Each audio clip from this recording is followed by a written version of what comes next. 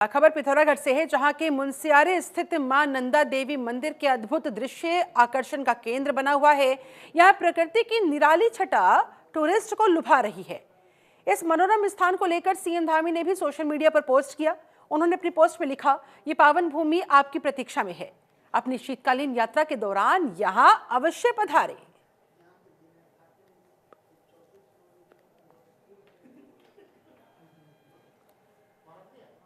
तो सीएम धामी ने social media पर बकायदा पोस्ट करते हुए टूरिस्ट से ये अपील की है कि अगर आप शीतकालीन यात्रा पर यहां आए तो इस पावन धाम पर अवश्य पधारें। यहां आकर एक बार यहां के माहौल को महसूस करने का प्रयास करें। यहां ये अद्भुत दृश्य है, अद्भुत माहौल है, भक्तिमय माहौल है। सोशल मीडिया पर बकायदा ये पोस्ट करते हुए सीएम धामी ने पर्यटकों से अपील की है।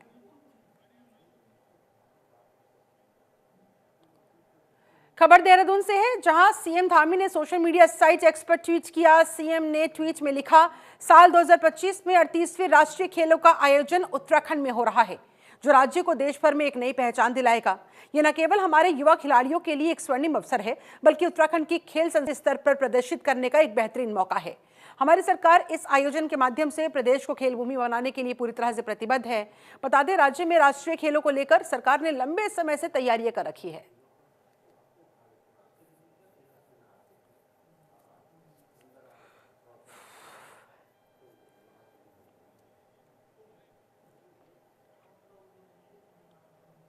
खबर देहरादून से, जहां यूसीसी को लेकर मुख्यमंत्री पुष्कर सिंह धामी का बयान सुर्खियां बटोर रहा है।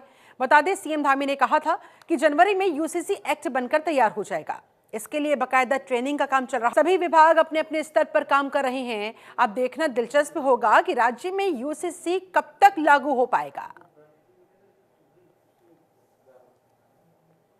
कि इसी महीने जनवरी माह में जो हमारा एक्ट बनकर तैयार हो गया है वो लागू होगा। उसके लिए ट्रेनिंग इत्यादि ऐप इत्यादि के काम हैं, वो सब चल रहे हैं और उस पर पूरी तरह से हमारा सभी विभाग अपने अपने स्तर से जिनको काम करना है काम कर रहे हैं। सरलीकरण, समाधान और निस्तारण, ये हमारा शुरू से मंत्र रहा है और यूसीसी भी हमारा इसी मंत्र को आगे बढ़ाएगा। सर बुलडोजर एक्शन देखने को मिलेगा आपका? सरकारी जमीनों पे जो कब्जों की बात आई थी, 15 दिन में रिपोर्ट मांगी थी आपने। वो काम हमारा चल रहा है। अवैध मदरसे हैं, सरकारी जमीनों पर अवैध कब्जे, अतिक्रमण अभियान है हमारा। वो अभियान जब तक पूरी तरह से सफाई नहीं होगी तब तक वो चलता रहेगा। नहीं, यूसीसी के इसी उत्तराखंड यूसीसी लागू करने वाला पहला राज्य बनने पर भाजपा नेता दुष्यंत कुमार दिया है बड़ा बयान। उन्होंने कहा, मैं इसके लिए सीएम धामी को धन्यवाद देता हूं। यूसीसी और एक राष्ट्र एक चुनाव जैसी कई पहल देश को विकसित भारत की तरफ ले जा रही है। बता दें, सीएम धामी ने दिसंबर 2024 के अंत में बयान दिया था कि 2025 की जनवरी महीने में यूसीसी बनकर तैयार हो जाएगा। इस एक्ट को तैयार किया जा रहा है, बस कुछ ही दिनों का और इंतजार। मैं धन्यवाद देना चाहता हूं उत्तराखंड के मुख्यमंत्री का, जिन्होंने प्राथमिकता पे जो उत्तराखंड की भी मांग है और देश की मांग है कि यूसीसी लागू होनी चाहिए। देश के विकास के अंदर अनेकों अनेक योजनाएं, ऐसी योजनाएं हैं जो देश के विकास में रोड़ा बन रही थी, उसमें जो प्राथमिकता से कदम उठाए गए हैं, वन नेशन वन इलेक्शन है, यूसीसी है, ऐसे अनेक काम, सीसीए है, सभी पे प्राथमिकता पे जो कदम उठाए गए, मुझे लगता है देश विकसित भारत में एक अच्छी योजना के तहत हम आगे बढ़ सकते हैं। होगा, पूरे देश में भी लागू होना चाहिए। अब उसको हमारा केंद्रीय और आइए अब आपको सीधे धनौल्टी लिए चलते हैं। मुख्यमंत्री पुष्कर सिंह धामी वहां पर उपस्थित हैं। ये तस्वीरें आपके सामने धनौल्टी से, ये सीधी तस्वीरें। यहां पर ये जो तैयारियां चल रही है, इसका जायजा लेने के लिए सुकन्या देवी मंदिर पहुंचे हुए हैं मुख्यमंत्री पुष्कर सिंह धामी, और वहां दर्शन करने के लिए गए हुए हैं। वहीं से ये सीधी तस्वीरें आपके सामने, ये देखिए ट्रॉलीज के थ्रू ये तस्वीरें मुख्यमंत्री पुष्कर सिंह धामी ईश्वर का आशीर्वाद लेने के लिए, माता रानी का आशीर्वाद लेने के लिए सुकन्या देवी मंदिर पहुंचे हुए, वहीं से ये सीधी तस्वीरें आपको दिखा रहे हैं। टिहरी गढ़वाल से सुकन्या देवी मंदिर से ये तस्वीरें। मुख्यमंत्री पुष्कर सिंह धामी वहां पर मौजूद लोगों का हाथ हिलाकर अभिवादन भी स्वीकार कर रही हैं और अपने मुख्यमंत्री को अपने बीच पाकर वहां पर जो श्रद्धालुगण पहुंचे हुए हैं उन्हें शायद इल्म भी नहीं होगा, इत्तेफाकन उनको दर्शन हो गए, एक झलक उनको मिल गई मुख्यमंत्री पुष्कर सिंह धामी की वहां पर सुरकंडा देवी मंदिर की ये तस्वीरें आपके सामने। मुख्यमंत्री पुष्कर सिंह धामी वहां पर पूजा अर्चना करते हुए अपने परिवार के साथ वो वहां पर मौजूद दिखाई दे रही हैं, माता रानी की पूजा अर्चना कर रही हैं। सुरकंडा देवी मंदिर की यहाँ पर बेहद मान्यता है। दूर दराज से, न सिर्फ उत्तराखंड से बल्कि अलग अलग राज्यों से भी लोग यहाँ पर पहुँचते हैं। माना जाता है माता रानी से यहाँ जो भी मनोकामना मांगी जाती है वो अवश्य पूर्ण होती है। और हाथ पर कलावा बांधते हुए पुजारी जी मुख्यमंत्री पुष्कर सिंह धामी को, उनके साथ उनके परिवार के लोग, उनके बच्चे, इस समय आप तस्वीरों में देख सकते हैं। सीएम धामी की ये सीधी तस्वीरें, मंदिर में जाकर वो पूजा अर्चना करते दिखाई दे रहे हैं, आशीर्वाद लेते नजर आ रहे हैं। इससे पहले यूसीसी को लेकर भी राज्य और सीएम धामी लगातार सुर्खियों में बने हुए हैं। यूसीसी लागू करने वाला उत्तराखंड पहला राज्य और इस दिशा में फिलहाल तेजी से काम चल रहा है। ऐसे में नया साल 2025 जिसकी शुरुआत हो गई है, आज साल का दूसरा दिन, ईश्वर का, माता रानी का आशीर्वाद लेते हुए, उनकी पूजा अर्चना करते हुए ये साल आगे आने वाला 2025 का न सिर्फ उत्तराखंड वासियों के लिए बल्कि पूरे देश के लिए मंगलमय हो। सुख समृद्धि की कामना के साथ, देशवासियों की, प्रदेशवासियों की तरक्की की कामना के साथ विकास के पथ पर यही उत्तराखंड आगे लगातार बढ़ता जाए, इसके लिए माता रानी आशीर्वाद दे। माता रानी की पूजा अर्चना करने के बाद ये देखिए बाहर की तरफ आकर आगे कार्यक्रम में प्रस्थान करते हुए मुख्यमंत्री पुष्कर सिंह धामी।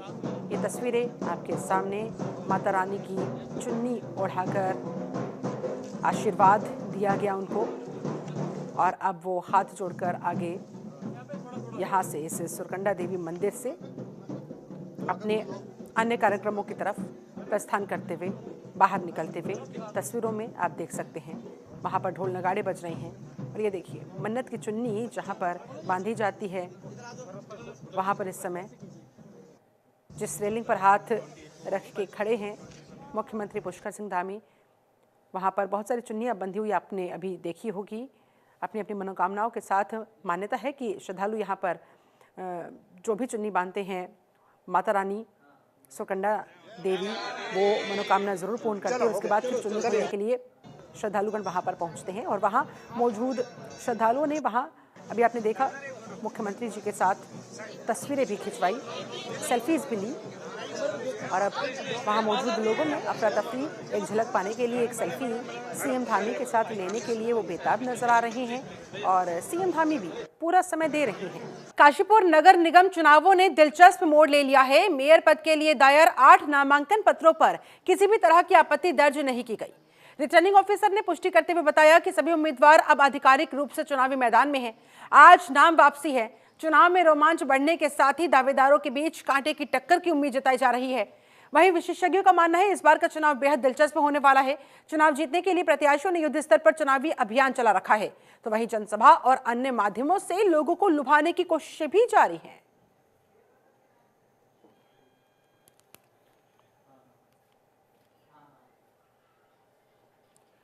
नगरपालिका बड़कोट से बड़ी खबर सामने आई है, जहां निर्दलीय प्रत्याशी डॉक्टर कपिल देव रावत ने बीजेपी से बागी होकर निर्दलीय प्रत्याशी के रूप में चुनाव लिया।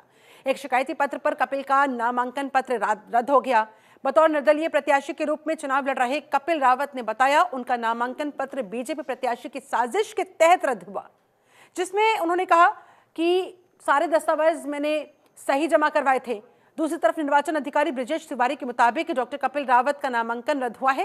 रावत की माता की नगरपालिका बड़कोट में जमीन पर अतिक्रमण के उनके ऊपर आरोप लगे हैं, जिसमें एक शिकायती पत्र के मुताबिक डॉक्टर कपिल देव रावत का नामांकन रद्द हो गया। इसी वजह से नामांकन रद्द करना पड़ा।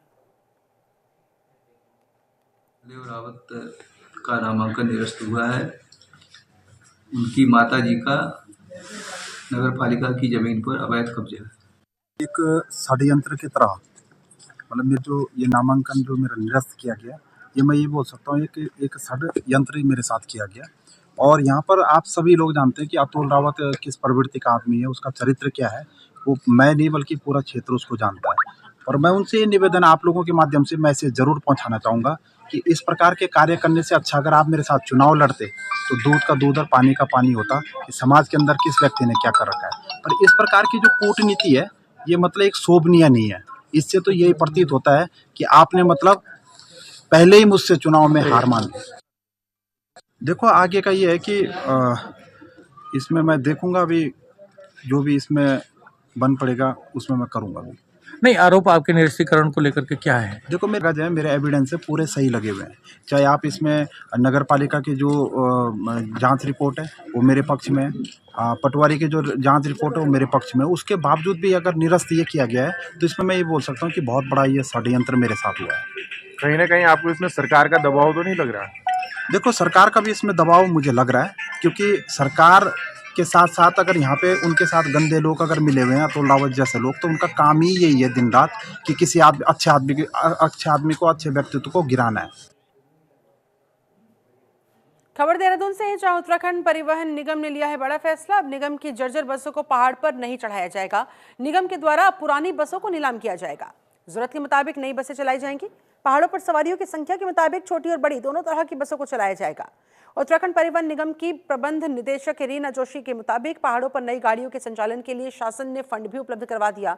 इससे जल्द ही 100 नई गाड़ियां खरीदी जाएंगी। हालांकि बीते 6 महीने में 160 नई बसें खरीदी जा चुकी हैं। दिल्ली रोड पर आ रही परेशानियों को दूर करने के लिए भी परिवहन निगम बसों की व्यवस्था कर रहा है।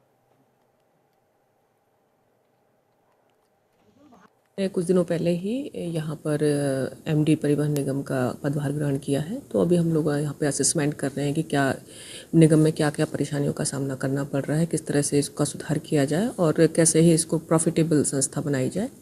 इसके लिए जो हम लोगों ने अभी तक जो असेसमेंट किया है उसमें देखा है कि कुछ गाड़ियाँ हैं वो जर्जर अवस्था में हैं, तो उसका हम लोग असेसमेंट कर रहे हैं। हम लोग का प्रयास यही रहेगा कि पहाड़ों पे कोई भी जर्जर गाड़ियाँ ना चले, और साथ ही साथ शासन ने भी हमें अनुमति दी है और फंड भी प्रोवाइड किया है, जिसमें हम लोग कुछ नई गाड़ियाँ खरीदेंगे। लगभग 130 गाड़ियाँ विगत 6 महीने के अंतर्गत दी जा चुकी हैं और हम लोग 100 नई गाड़ियों को खरीदने का प्रावधान कर रहे हैं। खबर हरिद्वार से है। पंजाब में किसान आंदोलन का लक्सर की ट्रेनों पर भी असर देखने को मिला। लक्सर जंक्शन से होकर गुजरने वाली देहरादून अमृतसर एक्सप्रेस 2 जनवरी से 8 जनवरी तक के लिए बंद रहेगी, यानी कि 2 जनवरी से 8 जनवरी तक इसे रद्द कर दिया गया है। पंजाब में किसानों की ओर से ट्रेन की पटरियों को ब्लॉक करने की चेतावनी देने के बाद देहरादून से अमृतसर जाने वाली ट्रेन 7 दिनों के लिए रद्द कर दी गई। इसे लेकर मुरादाबाद मंडल उत्तर रेलवे की ओर से आदेश जारी किया गया। ऐसे में सहारनपुर, अंबाला, हरियाणा, पंजाब जाने वाली यात्रियों को परेशानी उनकी बढ़ सकती है।